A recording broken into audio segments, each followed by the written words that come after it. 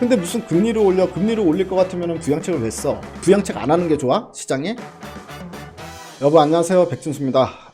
오늘 이번 주 첫 주 월요일 시장이었는데요. 월요일부터 또 세게 한 방 때려 맞고 한 주를 또 시작하는 상당히 기분 더러운 그런 월요일이었다, 이렇게 총평을 좀 해볼 수 있을 것 같습니다.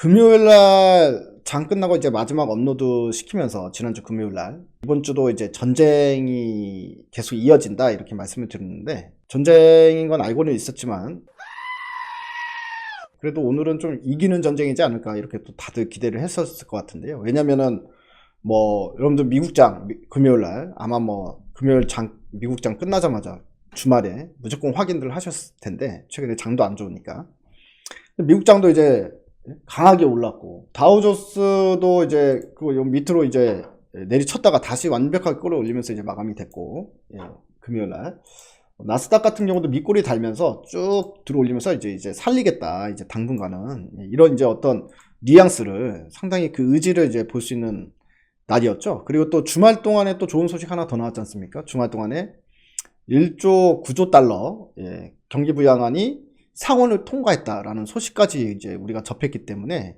사실 이제 월요일은 다들 저를 포함해서 좀 괜찮지 않겠냐, 이렇게 좀 기대를 당연히 좀 했을 것 같아요. 1조 9조 달러 상원에서 통과되면 이제 대통령 재가만 남은 건 아닙니다. 물론 이제 하원에서, 왜냐면 상원에서 약간 또 법안이 수정이 돼가지고 통과가 된 거라서, 그 수정 법안에 대해서 하원에서 이제 통과를 해주면 이제 대통령 재가를 하는 건데, 하원은 무조건 100% 통과니까, 보나마나. 그 때문에 이제 그 부양안은 이제 실시가 된다라고 보는 게 맞거든요. 자, 그런데 오늘 장 출발하고 나서 왜 자꾸 빠지냐 말이지. 그러니까 이제 나스닥도 이제 급락이 나타나는데, 중국장이 또 계속해서 빠지기 시작하더니요. 근데 중국장은 오늘 우리 시장 끝나고 나서 1%가 더 빠졌습니다. 우리 시장 마감하고 나서 중국장 1시간 후에 마감을 하니까 그 남은 시간 동안에 또 1%가 더 빠졌거든요. 마이너스 1.5%대였는데 마이너스 2.3%로 추가적으로 급락하면서 이제 마감이 됐다. 우리나라 시장이랑 비슷하게 장 끝날 때까지 하루 종일 빼면서 이제 마감이 됐습니다. 상해 종합. 자, 이제 우리 지수를 한번 볼까요? 우리 지수도 지금 코스피 지수는 장 끝날 때까지 하락하면서 3,000포인트를 이제 살짝 이탈한 상태에서 이제 마감이 됐고요. 코스닥 같은 경우도 이제 전저점, 얼마 전 저점을 이탈하면서 이제 마감이 됐습니다. 이제 900포인트가 여기니까 904포인트로 끝났기 때문에 한 번 더 빠지면 이제 900포인트까지 이제 이탈하는 상황이 발생될 수 있는 그런 국면이다라고 볼 수가 있는데요. 오늘 장중에 여러분들 도대체 중국장은 왜 빠지고 우리나라 시장이 왜 빠지는지 명확하게 뭔가 이제 새로운 이슈가 나온 게 없었잖아요. 없었기 때문에 오늘 도대체 시장이 왜 빠지는 거야? 라고 생각하시는 분들도 꽤 많으실 것 같은데, 저도 이제 장 끝나고 나서 이래저래 좀 보니까, 왜냐면 장중에 특별한 소식은 없었거든요. 그러니까 기존에 있는 이슈 때문에 빠지는 게 맞다, 이렇게 이제 보는 게 맞을 것 같습니다. 오늘 코스피 마감 시황 나온 이제 기사를 보게 되면요. 자, 오늘 최유준 신한금융투자연구원의 이제 말을 빌려서 기사가 나왔는데, 이 얘기를 보게 되면 오늘 하락한 이유가 금리가 시장의 지배적인 변수, 그거인 건 기존 이슈니까, 중국과 홍콩 기술주가 하락하면서 금리에 민감하게 반응을 하고 있다라는 부분. 두 번째, 미국 부양책 통과가 금리 상승 압력으로 작용할 수 있다. 세 번째, 미국 FOMC를 앞둔 블랙아웃 기간으로 연방준비제도 의원들이 구두 개입이 어렵다. 그리고 사우디 석유시설 공격에 따른 유가 상승이 명목금리 상승 원인 중 하나인 기대 인플레이션으로 이어질 수 있다는 우려. 그러니까 요건데요. 제가 봤을 때 요 구도대로 좀 시장의 하락을 일단은 설명을 할 수 있을 것 같아요. 오늘 장전에 8시 30분에 속보로 이런 소식이 알려집니다. 사우디 석유시설이 공격당했다. 예멘 반군한테 공격당했다는 소식이 나왔는데요. 근데 제가 이제 그때 8시 반에 그런 생각을 했습니다. 원유시설이 공격당하면서 그 브렌트유가 갑자기 이제 $70로 넘어서는 현상이 나타났다라는 그런 이제 속보가 나왔기 때문에, 지금 안 그래도 인플레 압력이 커가지고 국채금리가 상승하고 있는 상황에서 유가가 또 여기서 추가적으로 이런 지정학적 리스크 때문에 유가가 또 추가적으로 급등을 해버리면, 그러면 인플레 압력이 더 심해지니까 시장에 이제 부정적으로 볼 수 있잖아요. 그래서 이것 때문에 좀 걱정스럽다라는 생각을 했는데, 근데 이게 또 이후에 나온 기사들 보니까 뭐 석유 시설이 뭐 크게 타격을 받거나, 예? 원유 생산에 문제가 생기거나 그 정도의 수준이 아니던데요, 보니까. 그래서 이거는 일시적인 이슈가 되지 않을까라고 생각을 했는데, 어쨌든 뭐 이것 때문인지 아닌지까지는 모르겠습니다만, 근데 이게 결과적으로 브렌트유를 70달러 순간적으로 70달러 이상으로 움직였다면, 그것 때문에 이제 국채금리가 오늘 장중에 상승한 부분은 설명을 할 수가 있을 것 같아요. 그래서 오늘 보면 10년물 국채금리가 지금 1.599% 상태에서 움직이고 있거든요. 즉 1.6%를 넘어갈까 말까 하는 상황이잖아요. 1.6%를 또다시 돌파할 수 있다. 지난번 우리가 시장이 가장 크게 급락 나왔던 날이 1.6% 이제 급등 이상으로 급등한 날이었잖아요. 그래서 금리를 다시 지금 막 넘어가고 있는데, 방송하고 있는 동안에 1.6%대를 넘어서니까 시장이 또다시 이제 스트레스를 받는 거죠. 스트레스 받으면서 또다시 주가가 이제 급락한 원인이 되고 있다. 이렇게 이제 오늘 시장의 하락 원인을 분석을 해보는 게 맞을 것 같습니다. 근데 또 이제 뭐 여기서 추가적으로 블랙아웃 기간, 이거는 이제 무슨 얘기냐면, 이제 우리 FOMC가 16일, 17일 날 있죠. 이번 달 16일, 17일 날 있는데, 이 FOMC 하기 일주 전에는 연준 의원들이 어디 뭐 매스컴에 나타나질 않습니다. 공개적 석상에서. 왜냐면 일주일 동안은 자숙 기간이거든요. 그러니까 아무 소리도 하지 마라 이거예요. 왜냐면 중요 정책을 앞두고 있는 상황에서 나가서 뭐라 얘기할래? 라고 해서 이 블랙아웃 기간이 있습니다. 한 일주일 정도는, 그러니까 한마디로 숨어버리는 거죠. 코멘트가 전혀 나올 게 없다라는 얘기입니다. 연준 의원들한테. 근데 이제 우리는 지난주에 파월 의장의 코멘트가 결국엔 마지막 코멘트였다는 건데, 마지막 코멘트가 문제가 된다는 거죠. 그러니까 파월 의장의 마지막 코멘트는 결국엔 이 국채금리가 상승하는 현상이 나타나도 일단은 지켜볼 예정이다라는 거잖아요. 한마디로 지금 당장은 개입할 생각이 없다라는 부분인데, 요게 이제 사실 좀 부담으로, 사람들한테는 심리적으로 부담으로 좀 다가오는 이유가 되지 않겠습니까? 뭔가 이제 그 이후에 한 일주일 동안에 또다시 지금처럼 1.6% 급등하면 연준에서 뭔가 코멘트 하면서 좀 시장을 안정시키기라도 해야 되는데, 지금은 그때까지는 시장 안전판이 없다라고 생각하는 것 같아요. 이 부분에서 사람들이 좀 이해가 안 될 것 같은데, 이 부분. 미국 부양책 통과가 금리 상승 압력으로 작용할 수 있다라는 부분. 아니, 이 말은 서뜻 보게 되면 좀 웃긴 게 그거잖아요. 아니, 부양책이란 거는 경기가 너무 안 좋기 때문에, 한마디로 제로금리까지 금리를 낮추는데도 불구하고 그래도 지금 경기가 안 좋으니까 부양책을 쓰는 거 아니겠습니까? 지금 뭐 표면상으로는 우리가 팬데믹 때문에, 이 바이러스 국면 때문에 부양책 한 번 더 쓰겠다는 건데, 근데 무슨 금리를 올릴 것 같으면 부양책을 왜 써? 그러니까 이 자체 두 개가 모순이 되는 거잖아요. 금리가 상승하는 거에 왜 부양책하고 연결을 시키느냐라는 부분이죠. 그럼 부양책 안 하는 게 좋아? 시장에? 부양책 하는 게 좋은 거 아니야. 근데 부양책 했다고 금리가 올린다, 그러면서 주가가 빠진다. 이거 사실 우리 주식 투자자들이 생각할 때 선뜻 용납할 수가 없는 논리 아닙니까?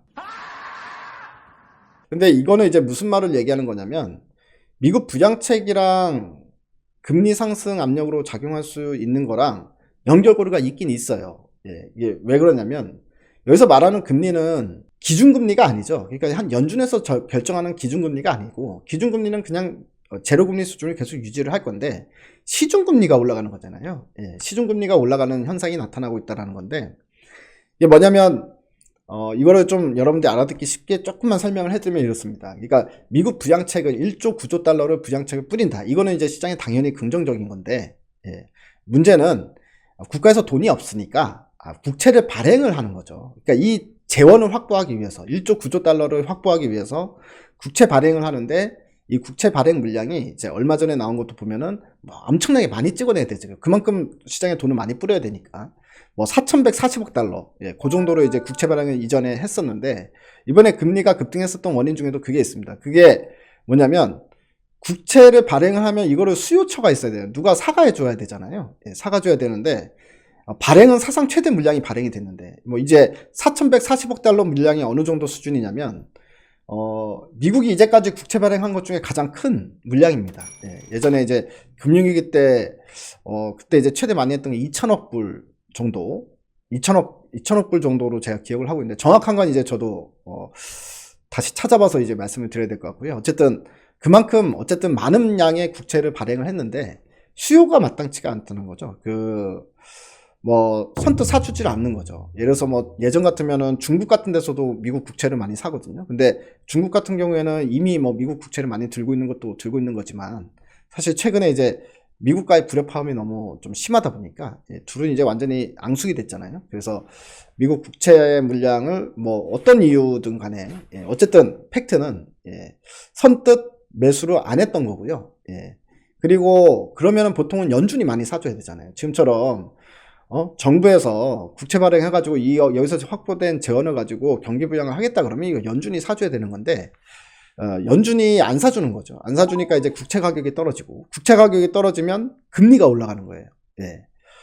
그래서 거꾸로 국채 가격이 올라가면 금리는 떨어지는데 국채 가격이 떨어지죠. 수요가 없으니까 국채 가격이 떨어지고 그러니까 금리가 올라가는 현상이 나타난 거고 그게 이제 우리가 보는 최근에 이제 10년물 국채 금리의 급등 현상으로도 연결지어서 설명을 해볼 수 있는 건데 근데 이제 연준 같은 경우 왜 안 사주느냐 이거잖아요. 근데 연준도 지금 이미 국채 매입 워낙에 많이 하고 뭐 회사채 매입도 하고 하다 보니까 이 연준의 이거를 딱 열어보면 지금 너무 많은 국채를 보유를 하고 있기 때문에 사실 너무 뚱뚱해졌다 이거예요. 채권 보유가 뚱뚱해져서 더 이상의 채권 보유를 할 수 없다라는 거고요. 그렇기 때문에 얼마 전에 시장에서 뭐 제가 업로드로 유튜브로 업로드 시켜드렸던 내용이었던 그 오퍼레이션 트위스트라도 하지 않겠냐라는 이제 기대감이 시장에 좀 일부 있었던 거죠. 그러니까 오퍼레이션 트위스트는 추가적으로 국채를 매입을 해가지고 또다시 국채 보유량이 많아지는 이런 뚱뚱한 형태로 가는 게 아니라 한마디로 이쪽에서 빼가지고 이쪽을 사는 거니까 단기물을 팔고 여기서 확보된 금액으로 장기물을 사주면 되는 거니까 사실 더 사는 건 아니잖아요. 그 안에서 비중 조절만 할 뿐이지 단기를 팔고 이제 뭐 장기물을 사는 그러면서 국채 가격을 어느 정도 유지를 시켜주면서 국채 금리가 상승하는 걸 막아줄 수 있다. 뭐 이제 뭐 이런 식의 이제 논리가 이제 될 수 있는데 근데 이제 어쨌든 뭐 지켜보겠다고 했으니까 이런 부분들이 제가 봤을 때 오늘 센티적으로 하락의 요인으로 작용한 거 아닌가. 뭐 시장에 특별한 새로운 이유가 없기 때문에 결국 기존의 이슈 때문에 결국에 오늘 추가적으로 하락했다라고 보는 게 맞을 것 같고요. 일단 뭐 팩트는 실질적으로 10년 국채금리가 다시 뭐 1.6%를 또 돌파하는 상황이었기 때문에 결국엔 이게 팩트다라고 보여집니다. 그래서 이거 어떻게 하면 좋을까요? 라는 부분인데요. 근데 사실 단기적인 현상이라고 봅니다. 지금 실질적으로 우리가 수급적으로 봤을 때 달러도 같이 움직이고 있기 때문에 이게 문제가 되는 거거든요. 달러가 상승하게 되면 외국인 투자자들 입장에서는 어떻게 됩니까?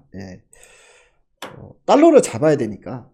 그래서 달러가 상승하게 되면 환전 송금이 이루어지게 되죠. 즉 이제 본토로 달러를 매수해서 이제 보내게 되는 건데 그렇게 되니까 기본적으로 국내에 들고 있던 주식들이나 뭐 채권이나 일단 국내 자산들을 팔고 이제 달러로 환전을 해야 되는 그런 상황으로 연출이 되죠. 그렇기 때문에 외국인들은 계속 주식시장에서 매도가 나올 수밖에 없고 그러니 지금 현재 시장 수급이 안 좋으니 장은 계속 밀려 내려간다. 뭐 이런 식으로 이제 해석을 해볼 수 있는 부분인데요. 근데 이제 이것도 결과적으로는 달러 강세 현상도 뭐 추가적으로 지금은 더 일어날 수 있지만 다시 달러는 약세로 진입될 가능성이 상당히 크다고 봅니다. 단기적으로는 좀 흔들릴지 몰라도 다시 약세로 갈 수 있는 게 어쨌든 경기 부양안이 실제로 뿌릴 때 그때 이제 달러가 시중에 풀리잖아요. 1조 9조 달러.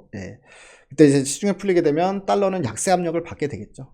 그렇기 때문에 결론적으로 말씀을 드리면 지금 시장은 힘든 국면인 이슈가 계속해서 나오는 건 맞다. 하지만 이제 길게 갈 이슈는 아니다라는 거죠. 결국에는 이런 우리가 이렇게 생각하는 게 좀 편할 것 같습니다. 작년에 쉼없이 올라왔던 시장이었죠. 작년에 쉼없이 올라왔던 시장이 지금은 쉼없이 올라왔기 때문에 지금은 숨고르기. 그러니까 이제 너무 많이 올랐기 때문에 쉬어가는 구간.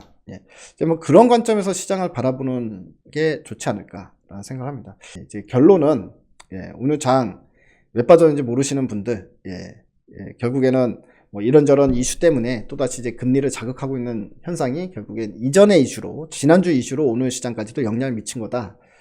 그리고 이게 놓고 봤을 때 길게 갈 이슈는 아니다. 뭐 이런 관점으로만 좀 이해를 해주시면 좋을 것 같고요.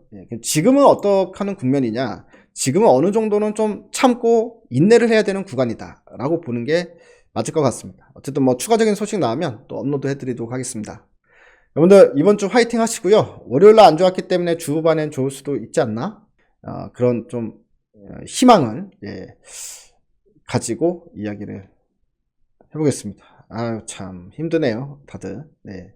기운도 내시고요. 이번 주도 화이팅 하시기 바랍니다. 네, 감사합니다. 내일 뵙겠습니다.